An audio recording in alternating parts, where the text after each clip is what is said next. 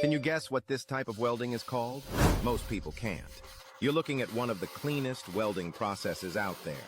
No sparks, no smoke, just pure control, like stitching metal with light. Look at that steady hand. One guiding the torch, the other feeding the filler like a painter touches canvas. The heat is precise, the rhythm is perfect, slow and deliberate. And now check out the final weld. Super clean. No grinding needed. Almost like chrome grew right out of the metal. That's what skill and patience looks like. If you thought welding was just melting metal, think again. Drop a comment if you know the name of this process, and follow for more unreal craftsmanship. Guess the process. Follow for more satisfying welds. Drop a comment if you know the name of this process, and follow for more unreal craftsmanship. Guess the process. Follow for more satisfying welds.